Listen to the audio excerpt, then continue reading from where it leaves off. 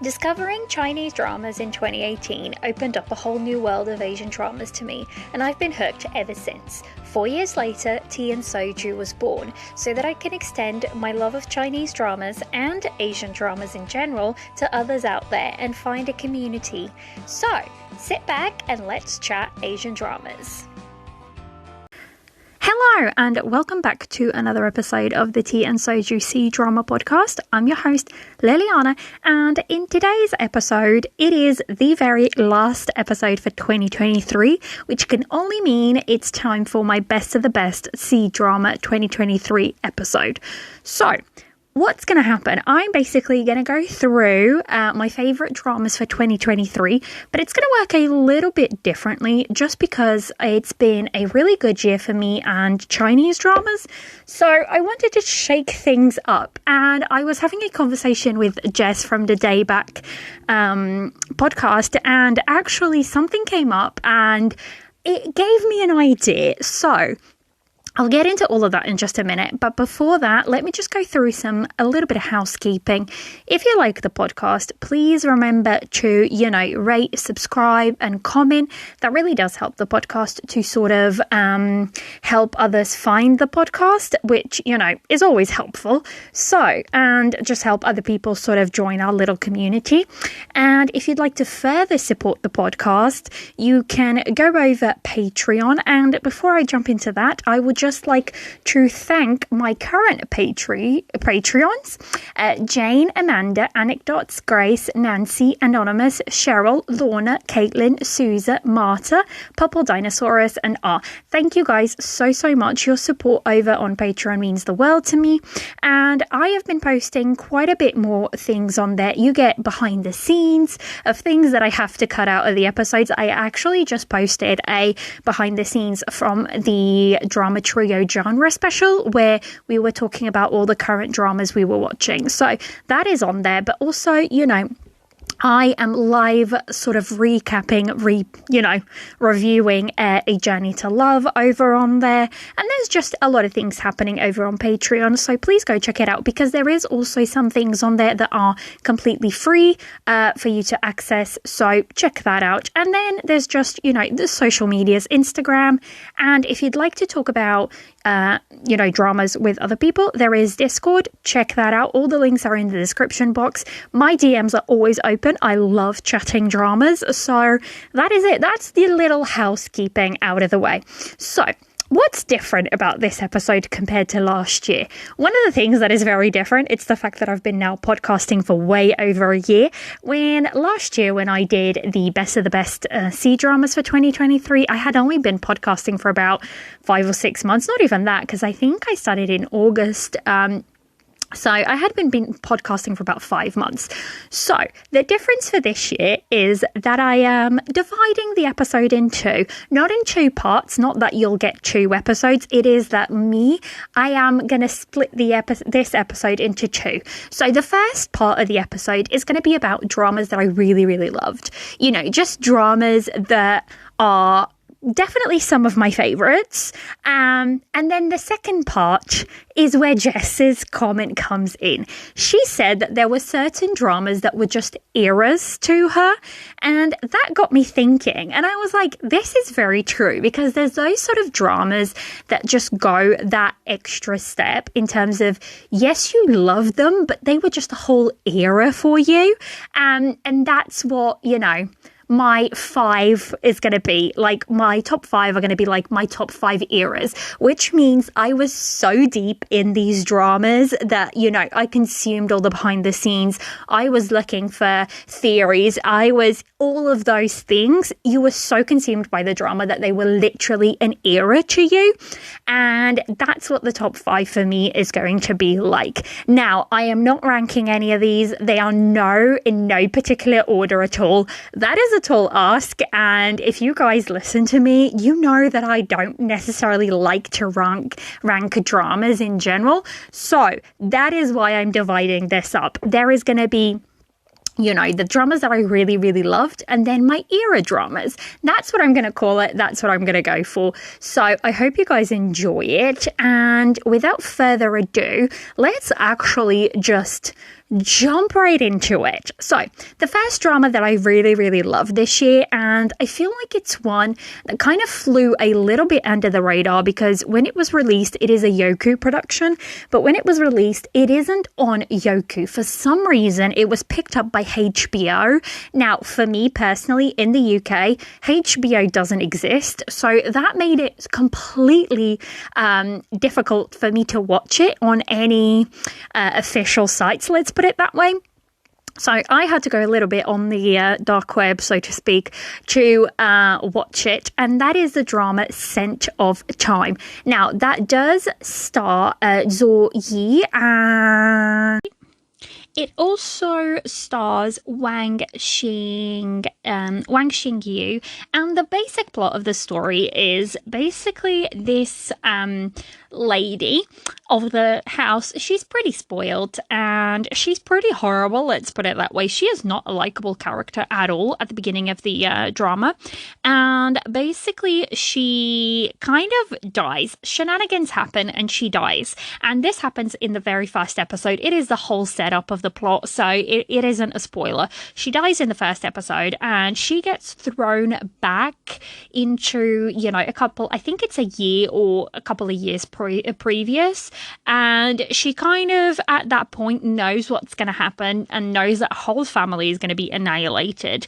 and she knows that a lot of it is because of choices that she made, so she's choosing to do things very, very differently this time around, and it's kind of like her story. Now, I sat and binged like 20 episodes of this on Christmas Day. That's what I did on my Christmas Day. I absolutely loved this drama so much. It is by far one of Zhou Yi's best works to date. I really, really loved her character in Word of Honor as well, but this character is just so brilliantly done. The depth, the emotion, her whole trajectory. And I love the fact that this is, at its core, it is her story. It is her story 100%. It isn't a love story. It isn't any of that. It's her telling her story, and I really, really loved it. Now, I think there's a couple of things that people didn't enjoy as much, and that might be the ending and how things had to be wrapped up. But for me personally, it still worked and it didn't take away from the drama itself. So I still very, very much enjoyed it. And again, I feel like this is very much one of those that flew under the radar because, it wasn't very widely available to everybody. And I think a lot of other dramas were airing at the time that were very widely available. So it kind of made sense that this one sort of almost flew under the radar. But I had heard a couple of moots sort of talk about it, and I was like, I really want to check this out. I really like the male lead. I really, really like this female lead. And you've heard me say this a couple of times, but I'm very much in my historical period drama era right now. I am living for them right now. I'm consuming mainly period historical dramas right now. And this one just absolutely hit the spot for me. So I could not, in good conscience, just sort of walk away and do an episode like this and not mention this one. I will be doing sort of a review for it over on Patreon, just because I sort of have the next couple of weeks or even month, almost 2 months worth of episodes for the main podcast, all sort of lined up, so I can't squeeze it in there, but I definitely want to do something for it because I just loved it that much. I really love that it's kind of at its core, it's very much the female's choice and her story, and how her choices sort of change over time, how her character grows. And I loved that they took this character that you are not meant to like her. You are not meant to enjoy her character at all. From glimpses that you get of her previous life, you are not meant to like her. But throughout the drama, you just become enamored with her. You come to love her, and also you come to root for her. And I think that's such a special thing for a drama to do, to be able to take a character that you don't necessarily like and turn it into a character that you actually end up really, really enjoying it. I just feel like that's, on of itself, it's something that is very, very special, and it doesn't often happen all the time. So that's why I just had to add in Scent of time. I highly recommend it, and it's definitely one of my favorite dramas for this year. Now, moving swiftly along, again, guys, just a reminder, these are not in any particular order at all. I can't rank them, okay? Don't ask me to, please, because I don't think I could. Also, genuinely, like, all of these dramas they're different. They are different genres, different stories, and I feel like it's hard for me to put them up against each other, especially because a lot of these are more recent, and I feel like they are very recent for me. So I don't want to like have recency bias or something like that, if that makes sense. So that's why I didn't want to rank them. I just wanted to talk about my favorites and call it a day. Now, this is, I mean, it wouldn't be a me list without this drama, and that is the Chinese drama Meet Yourself. Now, this came out very early this year. I think it actually started airing. It does say here. Oh, that's bizarre. I didn't think it had started airing this year, but it has. So this started airing apparently, according to MDL, January 3rd of 2023, and it finished January 22nd of 2023. I don't remember that being like such a short runtime, but maybe it was. I mean, it was the very first month of the year, so who knows. But you have heard me talk about this drama for various other, podcasts. But again, it is a 2023 drama, and it is a drama that I absolutely adore. If you haven't watched this and you're looking for a very comforting, healing, warm hug kind of drama, this is it. So this actually stars Crystal Liu. She also is known by Liu Yifei, and that's her, the name she goes by in her Chinese name. And we have Li Xian as well. You would have known Li Xian from dramas such as Go Go Squid, and also I think, what other dramas has he been in? Oh, Sword Dynasty, and he's been in a fair few things. But I think he's most notable, the role that he's most known for is probably for playing the male lead in Go Go Squid 1. So, and Liu Yifei, she is like a veteran actress, or I think I would call her a veteran actress. She's been acting since apparently 2003, so she has acted for a long, long time. And she's been in dramas such as A Dream of Splendor, and also other dramas such as Demigods and Semi-Devils. So she's been in a few things. So what is this drama about? If you guys haven't watched it yet, basically our female lead, I will caveat by saying, the first episode is really hard to watch. Something bad happens and it is quite sad. But you just have to work your way through the first episode, and then it gets to like the healing part. But basically our female lead is this hustler in terms of she's always on the go. She's always, working. And something happens that kind of makes her think about her whole life and what she really wants from life. And she decides that she's upping and quitting her job, and for 3 months she's going to live out in the countryside and sort of just like bring herself together and think about what she really, really wants out of life. So that's how the drama sort of starts. And, she kind of goes to this town, and she meets our male lead and meets a whole bunch of characters there, and there's a found family that sort of builds within the town as well. And there's just a lot of things that are, that are happening over there. So I adored this drama, guys, so much. This just came at a time where I think I was having a bit of a stressful time at work. And I remember very clearly that I would come home and this would be the drama that I would want to sort of cuddle on the sofa with, because it feels like it's the type of drama that just feels like it's giving you a warm hug and it's helping you like relax at the end of a long day. So that's the feelings that this show left me with.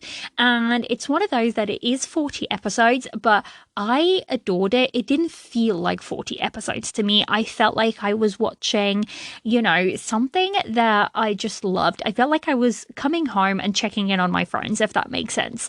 So that is why I will always suggest this drama. It's one of those that if you like found family, if you like slice of life type of dramas, this is like your go-to. This is, one that I would highly recommend within those genres.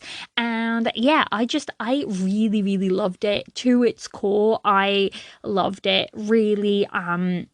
I think it's one of those that I would love to go back to and sort of rewatch at some point. But yeah, I think it's definitely earned its place on my, best of the best Chinese dramas for 2023.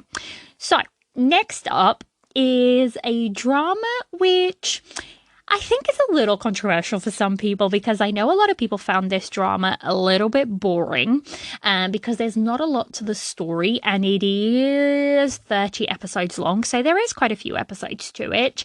But for me personally, it's kind of like Meet Yourself Again. It's one of those dramas that feels like a little bit of a warm hug. It feels like, one that you can just relax and unwind to. There's not a lot of drama to it. There's not a lot of any of that. So it just makes me really, really love it.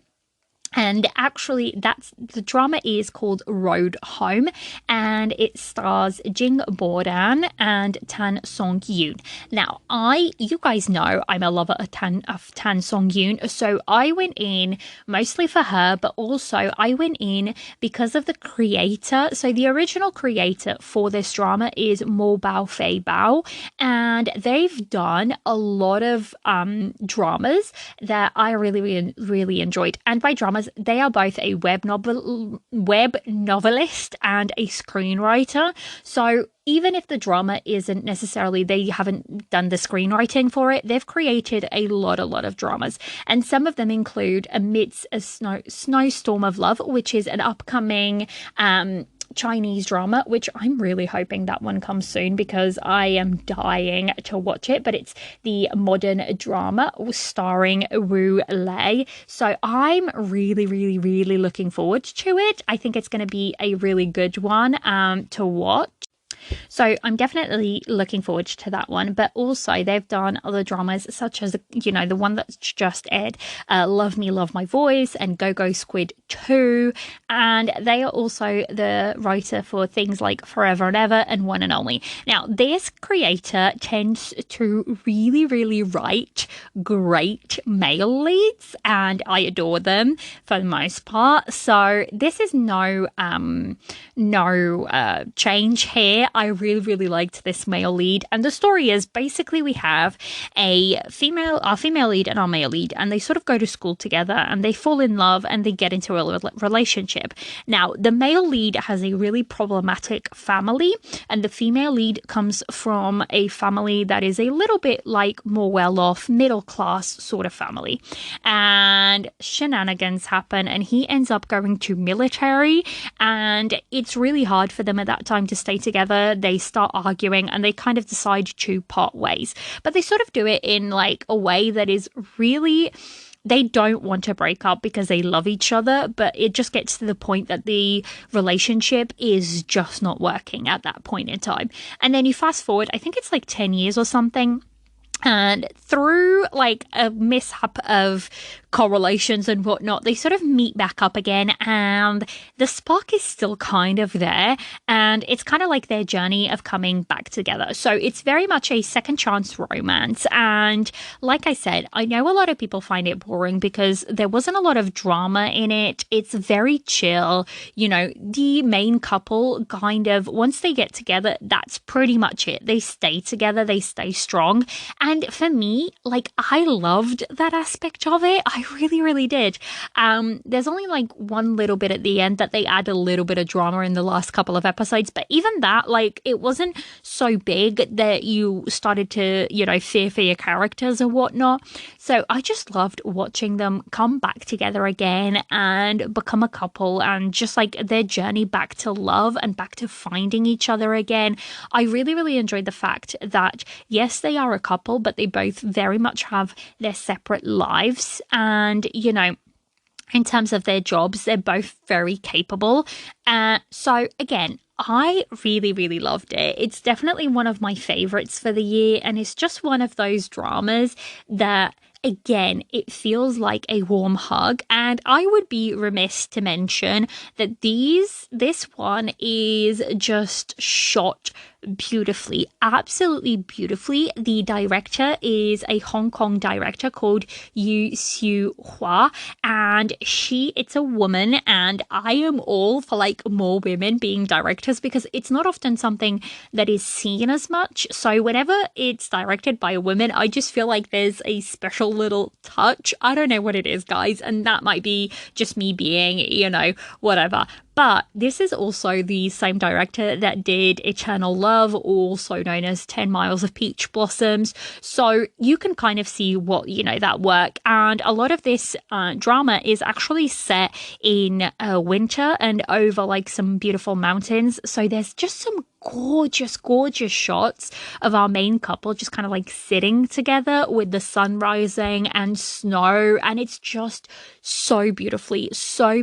It's honestly like a feast for the eyes. I really did adore the directing in this, which together with the pairing, I think the main couple did a really good job as well. So it's one of those again that I absolutely adored. And it's funny because I feel like this year my tastes have changed slightly, because the dramas that I really loved were either dramas that were historicals or like slice of life, that sort of thing, found family, and that isn't always the case for me. I tend to go for like very much the romance heavy, the rom-coms, those sort of dramas, but I feel like my tastes have been changing slightly, and it's been really fun. I was actually looking through my list and just seeing what was, on my list of dramas for the year, and I came to find that again, most of my most highest rated dramas were either period costume or they were, slice of life sort of dramas. And comparing that to last year's, I would have to listen back to my best of the best Chinese dramas for 2022. I can remember very clearly one that is definitely on that list, and it's probably number one, and it's probably A Love Between Fairy and Devil from last year. And that's the thing actually that I found, was that last year I sat down to do this episode, and I was like, I very clearly had my favorite dramas in mind, and they were ranked. Like, I actually ranked them. So I was, fairly happy doing that. And this year I have been sitting on this episode sort of like thinking about how to do it for weeks, like probably since the end of November that I've started to sort of plan and gear towards this episode.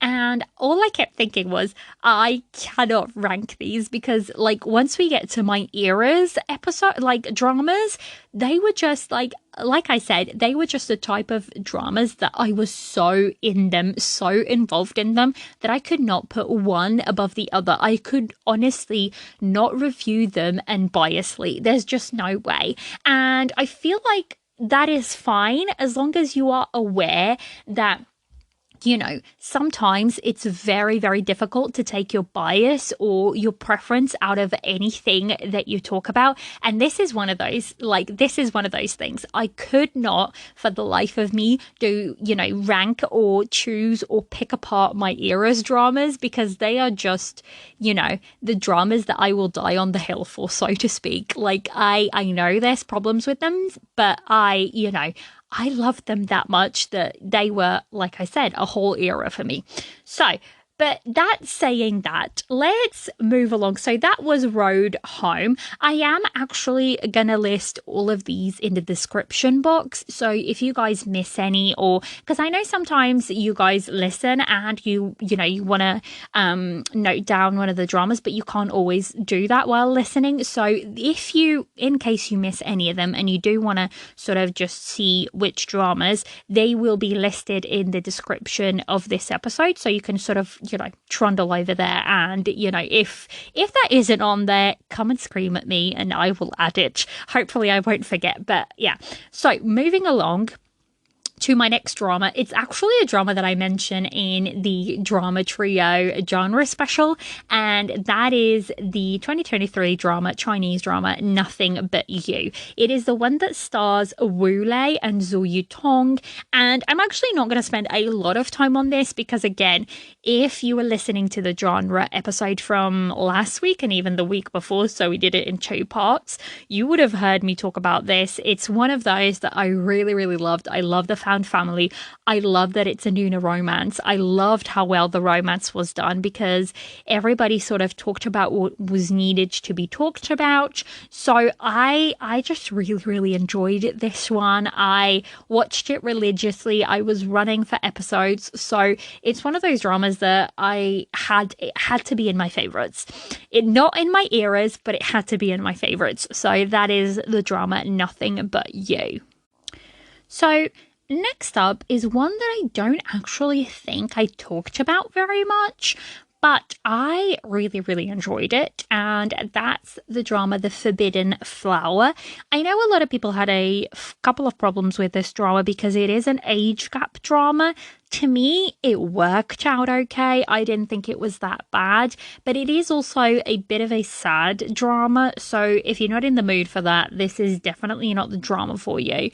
But basically what happens is it's a sort of like winter romance between our female lead, played by Shu Ru Han, and she plays a character Heran, and Jerry Yan, our male lead, he plays a character Xiao Han. Now, they have quite a substantial age difference, but basically what happens is she has a very sheltered life, and there's reasons for that. She is quite sick, and her mother has always very, very sheltered her, and she's always like in the house and she doesn't get to do a lot for herself. So one day she kind of goes to get her hair cut and she stumbles across our male lead and he cuts her hair for her. And there's like this sort of connection between them. And she kind of then sort of starts looking for him and they sort of build a relationship. And, you know, he kind of doesn't, at first, he kind of doesn't want to fall for that because he does keep saying that she's very young and whatnot. So I think there's the whole of that. Now, does this drama fundamentally have some problems with the writing? I think yes, but I will say this is one of the most beautifully directed dramas I have ever seen. The colors in it are used. So she's a painter and he is a like flower person. He does hairdressing, but he also does a lot of flower work and they play with a lot of characters. Even if you just look at the poster has like these deep reds and oranges and all of these like very vibrant colors, and they play a lot with shadow and color, and it feels like almost like an art project when you're watching this, but in a good way. Like that's definitely in a good way. So the director for this is a director called Chen Zhou-fei, and he's directed actually not a lot of things, and I don't think I've actually watched anything from him. I think the only other thing that has come out is the drama Double Tap. I haven't watched that. So yeah, The Forbidden Flower is the only thing that I have watched out of this director, but again, it is so stunningly done. It's truly, truly something that I absolutely loved. The writer for this is Zhao Xiaolei, and actually she's also credited as a director for The Forbidden Flower. She's also written things such as Go Go Squid 2 and Dating in the Kitchen. But yeah, so that is the two of them were screen, directors for this. And again, I really, really loved how well it was directed. It's at its core, it's a sad story because you know that she is sick. That's all I'm going to say. I don't want to spoil the whole drama in case you haven't watched it, but you know she's sick. But just their whole journey and how they kind of like help each other. There's a whole story behind our male lead, and she kind of comes in, and even though her life has been very sheltered, she has this outlook on life that is very, very different from his, and that really helps him to sort of like see things differently. So that is the Forbidden Flower, and honestly I really did love it. And again, it's just one of those that I feel like the directing was just really, really superb. So it's one of those that I just, I could not mention. I feel like not a lot of people watched it. I feel like it's again one of those other ones that flew under the radar, but it's definitely one of those that I just absolutely adored. And again, the story has some flaws. It isn't by far one of my highest rated dramas at all, but I think it's one of those that when I was looking at all the dramas that I watched, it's just one of those that I feel like really did deserve a shout out. So that's what I'm doing here.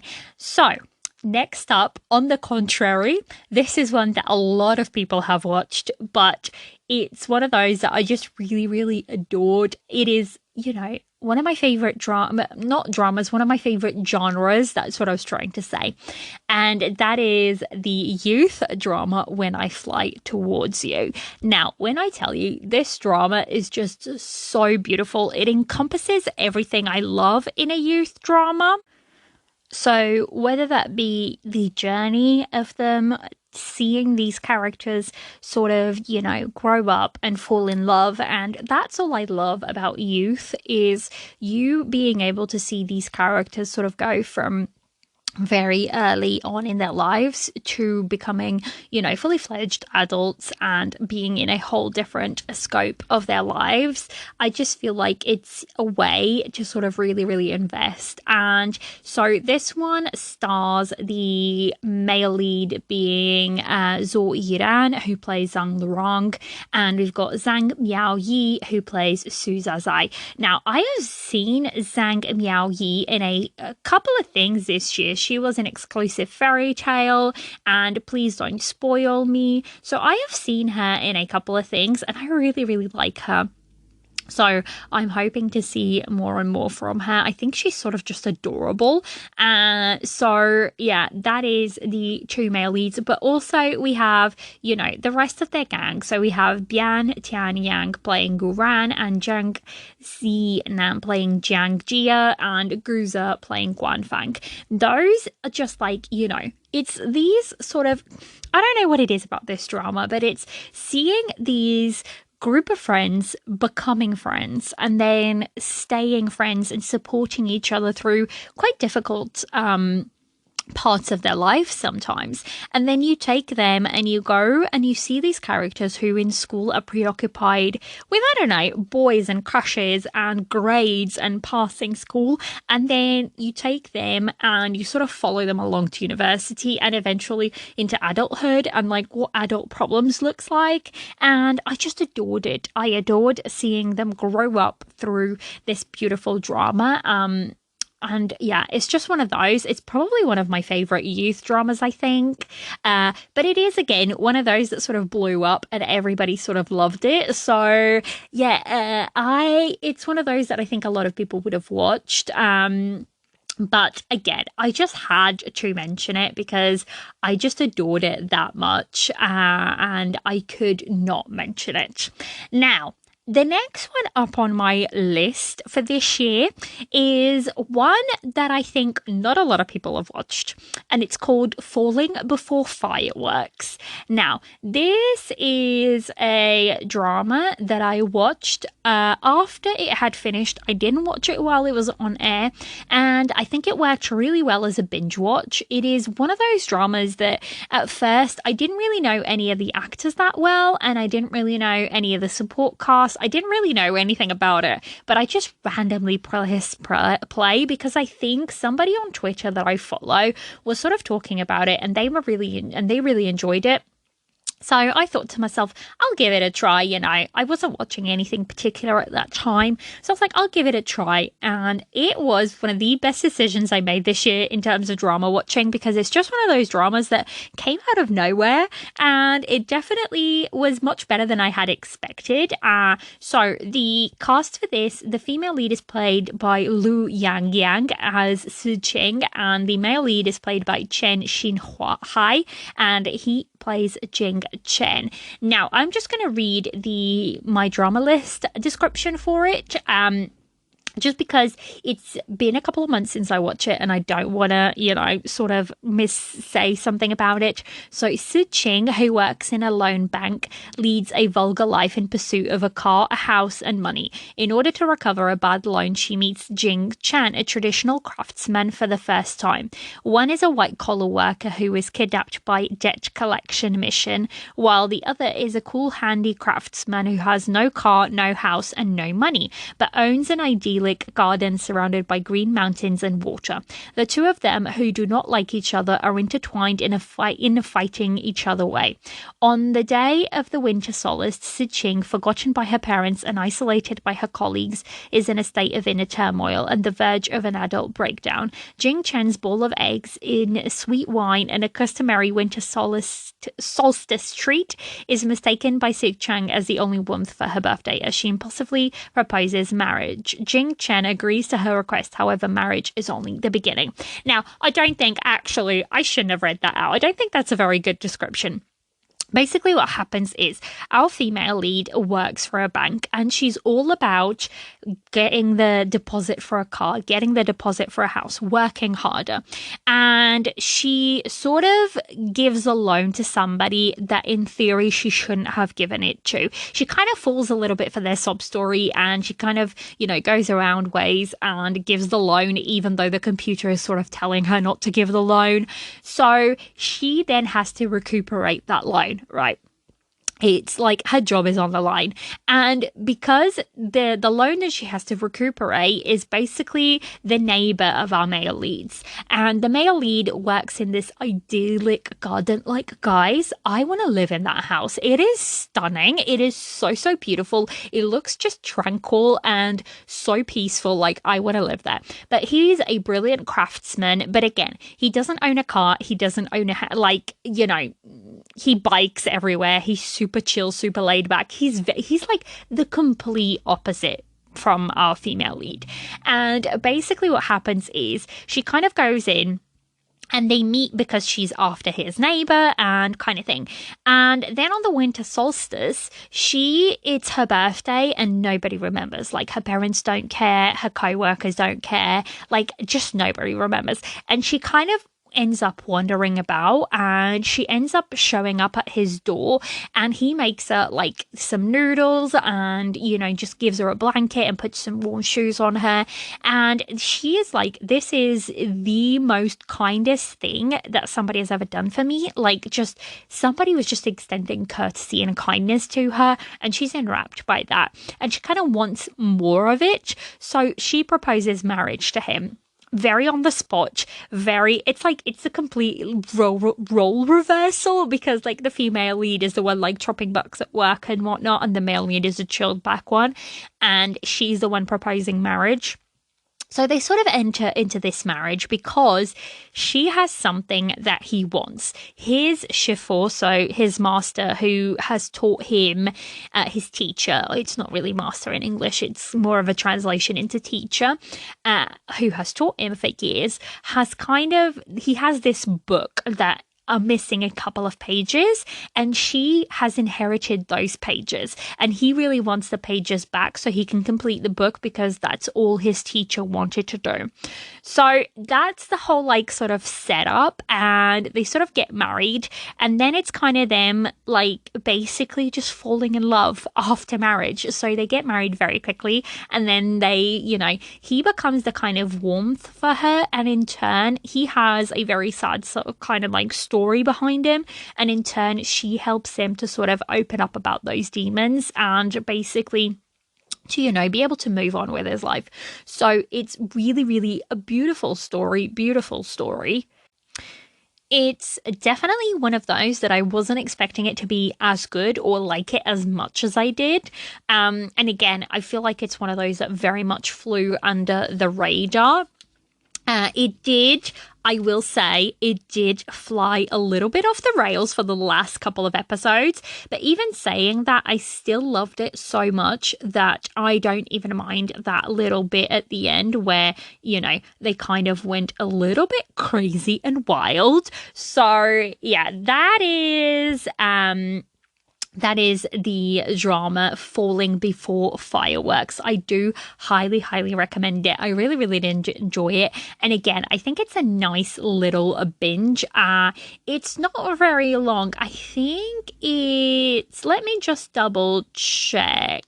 It is 23 episodes of about 30 minutes each. So in all, it's a very easy and watchable drama. So, yeah, that is and it's really good for sort of a winter watch because it's, set in winter. So it's really, really beautiful. So that was Falling Before Fireworks. Now, the next one, guys, is one that I would be remiss to mention because I loved it.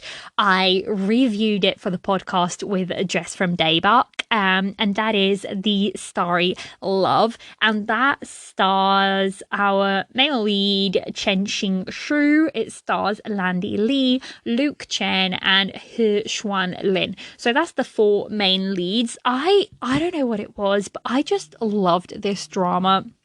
Now, could the ending been better? Yes, it could have been better, guys. It could have, but it is what it is. I was happy enough with the drama as a whole. I think I loved the fact that there was this sort of message of just because something is ominous doesn't necessarily mean it's a bad thing. And, sometimes bad people do good things and good people do bad things. There's this whole story. And again, this had really, really, really beautiful costumes.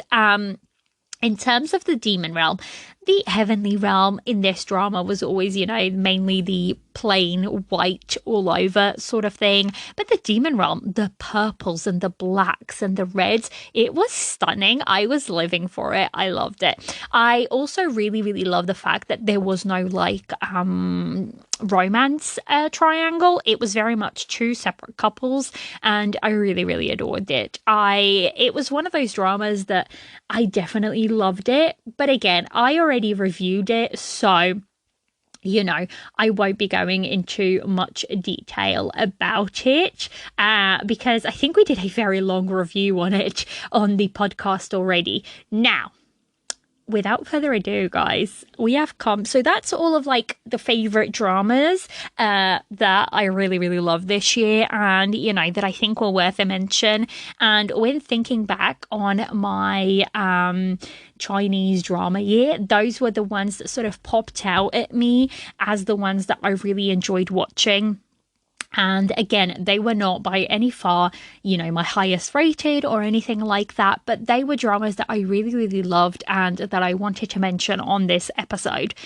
But without further ado, it is time to enter what I'm dubbing my era's dramas. This is the dramas that when I look back on 2023, they will mark my 2023. These are the dramas that I was completely immersed in them, in not just the drama itself, but the actors, the behind the scenes clips, the books that they were based on, and all of that. So, the first one up, I think, is no surprise to anybody whatsoever. And I will reiterate that these are in no particular order at all. They are, I think for me, they are all on par with each other in terms of how much love I have for them and how much of an era they were for me. So with that all being said, the first one is one that I think is not only for me, but for almost every other person who discovered Chinese dramas this year, and that is the Chinese drama Hidden Love. And this stars Zhao Luxi as Sang Zi, and it stars Chen Zhu Yan as Duan Jiashu. Now, guys, when I tell you I loved and breathed this drama for the amount of time that it was airing, I loved and breathed this drama. I don't know what it is. Actually, I do. I think for me, it is very much Yes, we can comment on the fact that Duanjiashu is the greenest flags of green flags. It is the type of male lead that we as women love to see on screen. It is the type of male lead that you can clearly see was written by a woman for women. And, you know, it's just a beautiful, beautiful male lead to watch. But for me, the highlight and the pinnacle of this drama rests on Zhao Lushi. Like, her portrayal of Sangzi, like, how many of us could basically feel what she felt when her heart was broken for the very first time in that airport scene? I think we all cried with her, because for us as watchers, who hasn't had their heart broken for the first time? Who hasn't loved somebody for the first time? All of those emotions are emotions that this drama just pulled out of us and pulled on our strings, and it made us so attached to Sangzi as a character.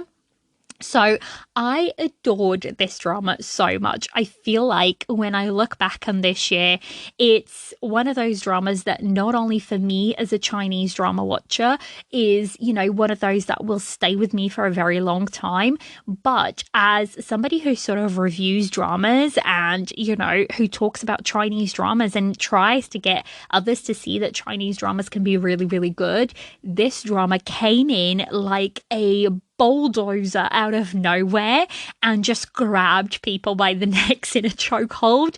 That is wild to me. The amount of people that came into Chinese dramas this year because they stumbled across Hidden Love is a feat in of itself. And to me, you couldn't have had a better actress to sort of pull you in than Zhao Lushi. She is one of my favorite actresses, and I feel like she just captures you. When she cries, you cry. She just has this ability to emote on screen that is so beautiful and uniquely hers. And yeah, I adored this drama. As you can hear from my tone and just the way I'm talking about it, I absolutely adored this drama. And I think it's one of those that it'll stay with me for a very, very long time.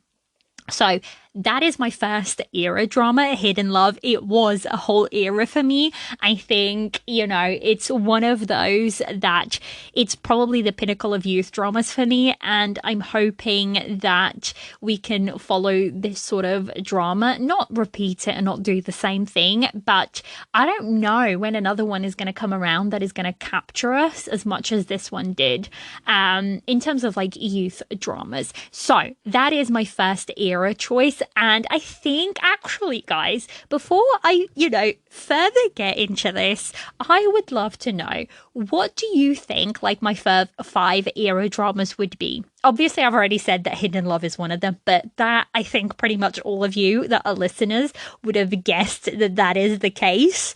But if, pause this episode here, like write it down or send it to me before you listen to the rest of the episode, and just tell me, what do you think my era's dramas would be? And then let me know if by the end of the episode, if they were the ones that you thought I would mention. I think if you listen to the podcast and if you follow me on socials, you will probably be able to tell which ones are going to be my era dramas, which realistically speaking, they are like my 5 top dramas of the year, I would say. But to me, they're a little bit more than a top drama. They were definitely, I lived in them so much that I feel like they need a little something more than my top dramas. That's why I dubbed them, my era dramas for this year. So, next up on my list, if you've, taken your break, written down the ones you think would make the rest of my list, the next one on my list is one that I wasn't sure was going to make it, but I sat down and I thought, actually, I made so many edits of this drama and I was just visually mesmerized every time I was watching it, and I loved the story that I had to put it on there, and that is My Journey to You. Now, this is the one that stars Yu Su-shin and Zhang Ling-he and Chang Lei, and I'm forgetting one of them. Hang on, there we go. My Journey to You. Yeah, so Chang Lei and then Lu Yu Xiao. That's our four main characters. I just loved this drama. I really did. And conceptually, like in theory, like the story itself, the second half of it wasn't as good as the first half.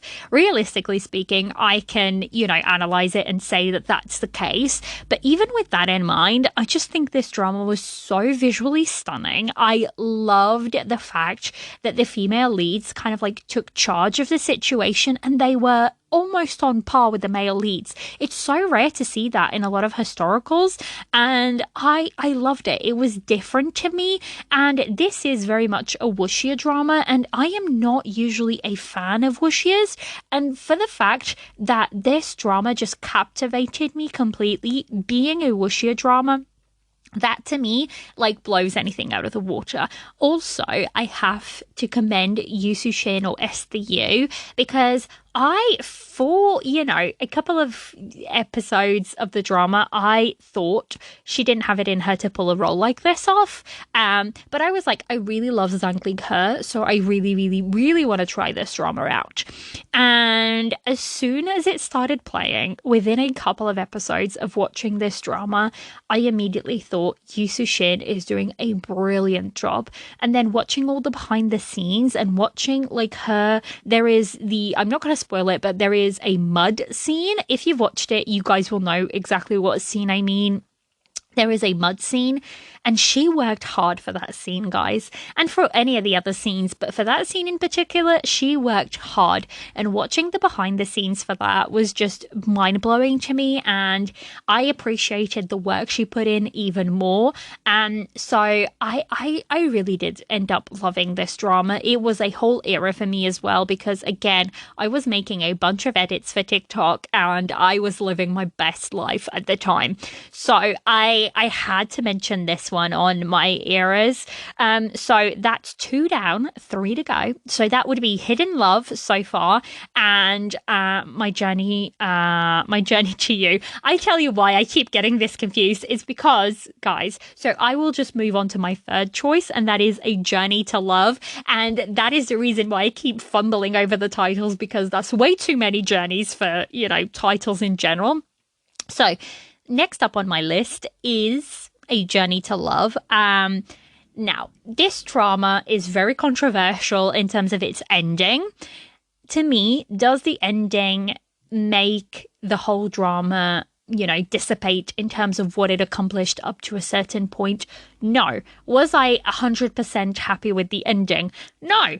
Did I absolutely love this drama and the characters and the friendships that it built? Yes, I did. The ending does not take away from my experience of loving this drama and the fact that I was running for every single episode and the fact that I just adored it. I really, really did. I think the performances that were put in were just brilliant, absolutely brilliant. Liu Shishi and Liu Yuning did brilliant jobs as the protagonists, but also the character that played the Princess Ying Yang. I loved her character. I think she had immense growth, and that was played by her Lando. She is like my MVP for this drama. I loved her character, how she started from this very sheltered princess, and then she ended up being one of the key players of the drama. I adored it. The screenwriting was good. It was really, really good. Again, it's a wuxia drama through and through, and I was loving and living for it. So, again, does it take away from, would I preferred a very happy and merry ending? Maybe, but this type of ending is also really poetic and beautiful in a way. So I still loved the drama as a whole, and the ending does not deter away from my love of it, if that makes sense. So this one had to again go down as one of my eras because I was so in this drama. I was trying to tell everybody and anybody that would listen to me to try out this drama. So that is why I just loved it. I love the friendships that were built. And there is really, really good dialogue in this drama throughout the whole thing. I think the dialogue used is just so beautiful. There's conversations between our main leads and conversations between the group of friends that are just so beautiful. I have a bunch of quotes. So I'm actually going to be doing the last little bit. It's one of those that I actually have been sort of reviewing in chunks for Patreon. So I reviewed it up to episode 15 and then I did a little review for it, and then I watched up to episode 30 and did a little review for it, and I need to post my review up to episode 40, so through to the end, up on Patreon. And I don't really do that very often, but I wanted to talk about this one so much that's, sort of what I went into doing. So that had to make my eras list. It was a lot harder actually to sort of make my list this year than I thought it was going to be. But when it came to my eras dramas, that list kind of wrote itself, just because they were dramas that I was absolutely consumed by. So yeah, next up. Now, I'm sure you guys know that, you will be wondering where this drama is. You guys know I'm a huge Bailu fan, and it wouldn't be a, eras drama bit without Bailu dramas in it. And I had to do the story of Cooning Palace. Now, this drama, again, I feel like I'm saying that about all of them, but I do feel like there's been a lot of controversial dramas this year. A lot of people, they are very definite dramas. You either really love them or you don't. And I feel like this is one of them. The characters are so grey. They are, the story itself, it starts off and it's a little bit confusing. You don't quite know where you are in the story. And it takes a couple of episodes to sort of you yourself as a watcher to kind of find your footing within the drama. And that was totally fine by me. I love it when I get thrown mid-story into something, because I just feel like I can, sort of figure things out as I'm going along. So I really, really love that. Now, I didn't even say, but this drama stars obviously Bai Lu as Jiang Xiaoning, it stars Zhang Linghe as Xu Wei, it stars Wang Xingyu as Zhang Zi, it stars Zhou Zhanwei as Yan Lin, and it stars Liu Xiu Ning as San Zi Yi, or Princess Le Yang. Now, when I tell you guys, I was obsessed with this drama. I was running every day for episodes. This was the first thing I tuned in, and I just loved it. These characters are so great. And yes, we can talk about characters being toxic or relationships being slightly toxic within this drama, but I can appreciate that being on screen. Like, if I were to have that in real life, I would be walking away faster than, as if my heels were on fire. But on screen, I don't mind watching that, because it kind of grants paths for some really, really complex characters, which is what I think we had. I think everybody had their convictions, and everybody sort of needed something different out of life. And in this case, everybody wanted to get to a certain place, whether that be revenge, whether that be to change the course of history, whether that be to right wrongs. There was different, ambitions for everybody, but I kind of liked how, firstly, our male lead was not like physically strong in a sense. He was mentally strong. He was like the chess master at the, top, so to speak, and he knew he wasn't very good at martial arts, so he got people around him that were, to protect him.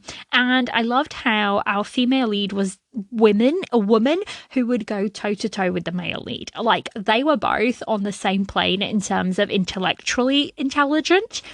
And I really, really, really adored that. I loved this drama. I really, really did.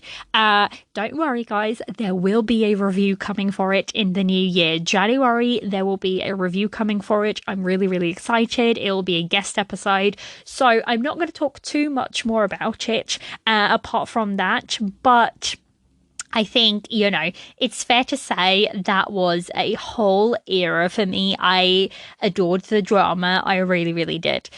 So, we've come to the last drama on my eras list. Now, I'm sure you, if you're a long-time listener and if you've been accompanying me this year, you will know what drama is missing from this list and that it wouldn't be a me list without this drama, because this drama was certainly an era for me. I did multiple reviews on it, not just on Tea and Soju, but I went on Dayback and we did a whole podcast episode on there as well. And that is the drama Till the End of the Moon, which stars Bailu. It's Bailu, guys. I was always going to check this out, but it stars Bailu as Lee Su and it stars Lu Yunqi as Tan Tai Jin. Now, I did come from the background of I had watched both of these together in Love is Sweet previously, and I had adored them. Like, their chemistry was sizzling. I loved their behind the scenes and their banter together. They just seemed to have like so much fun together. So I knew that if they were going to be paired up again, that it was going to be a really, really good show to watch in terms of chemistry at least. And they did not disappoint. They delivered completely on their chemistry. Now, again, this is one of those dramas where the ending isn't necessarily defined. And I know a lot of people complain about that because a lot of people really like really well defined and, tell you sort of everything and show you everything ending, like tidy with a bow on top sort of endings. I am not necessarily one of those people. I think as long as it ties in nicely with the drama, then I'm happy with it. As long as it doesn't, go completely off the rails and, you've had a sad drama throughout and then you give me a sugary happy ending, like it doesn't match. Something isn't clicking. And I think for this, it really did click and it worked so, so well. Again, this has to be one of the most beautifully stunning dramas I have watched. In terms of costuming, this is the best costuming I have seen all year, hands down. Like the colors, the embroidery, the hairstyles, everything was just so, so beautiful. And we had like 3 different lives. So we had 3 very different characters and, 3 sets of costumes, and they were just stunning throughout. I adored this drama so, so much. I feel like it's, again, one of those dramas that it is a very, very, very true enemies to lovers. Like, these two hate each other, and they have a lot of reasons to do so. The acting in this is phenomenal, especially by Lu Yunqi. Lu also did a brilliant job, but Lu Yunqi as Tan Tai Jin and then the God of War, or, the God of Devil God, he did a brilliant job. Like, that scene where he's playing against himself and you're like, this is just mind-blowing. I loved it. This one is just going to be one of those dramas that is going to stay with me for a very, very long time. It is one of my all-time favorite xianxia. It isn't a xianxia that I would recommend to everybody because ultimately I don't think it's a beginner-friendly xianxia because it throws a lot at you. I think it is a drama that kind of suffered a little bit from the 40-episode rule. I think if they had the full scope of, even 50 episodes, it would have been much better in terms of pacing and storytelling itself. But even saying that, they still did a really, really, really good job, telling the story with those restrictions in place. So I could go on about this drama for hours and hours, but I won't because, again, I already reviewed it for Tea and Soju and I already reviewed it with Jess for Daybuck and, with Jess and Caitlin, actually, was the 3 of us over on Daybuck. So if you want more thoughts about it, you can go and sort of listen into those. But yeah, there's no way I could do this list and not name, Till the End of the Moon. There was just no way. So that is it. That is my best of the best 2023 dramas. As a recap, the dramas that I loved were Scent of Time, Meet Yourself, Road Home, Nothing But You, The Forbidden Flower, When I Fly Towards You, Falling Before Fireworks and The Starry Love. And then my 5 era dramas, or what I would call, my 5 top dramas probably, are Hidden Love, Till the End of the Moon, The Story of Cooning Palace, A Journey to Love, and My Journey to You. So those are the dramas that I loved. I think for me personally, it has been a really, really good year for Chinese dramas. Not only has a lot more people discovered Chinese dramas, but in general, I just feel like the quality has been a lot higher this year. And I can't wait to see what 2024 sort of holds in terms of dramas and what we can expect from them. I think it's also going to be a good year. There's a lot of things coming out of China that have been, really positive in terms of dramas. And I just can't wait. I really can't wait. I think, lastly, I just want to say thank you to all of you out there who listen and tune in and message me and all of those things. It's so encouraging, and it really does, make me want to keep going. Again, Tea and Soju was born just for my love of dramas, but specifically Chinese dramas, and to have seen such a blow up in, appreciation for them has been something that I've loved to see this year, and I would love to see it carry on into 2024. I really hope that you guys have had a good year and that the new year also brings you good tidings. And good drama years. Lots of good dramas for everybody. That's what we want over here. I hope you stick with me for next year too. There's so many good things I think coming up in Tea and Soju, so please look forward to it. And that is it. That is my best of the best C-dramas for 2023. That concludes this year of episodes. That's it for 2023. And, Happy New Year, guys. I hope you guys have, a good week and a good entrance into 2024. And I shall see you next time. Bye. Want to find an Asian drama community? Then join the Tea and Soju Discord server, where we chat everything from C-dramas to K-dramas to J-dramas. To chat with me, check out any of the socials. Please help the podcast by rating, viewing, and subscribing wherever you listen to help others find this little corner.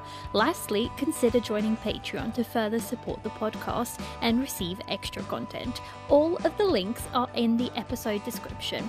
That's it. This has been another episode of the Tea and Soju C-drama podcast. I'm your host, Liliana, and I'll see you next week for more C-drama chatter.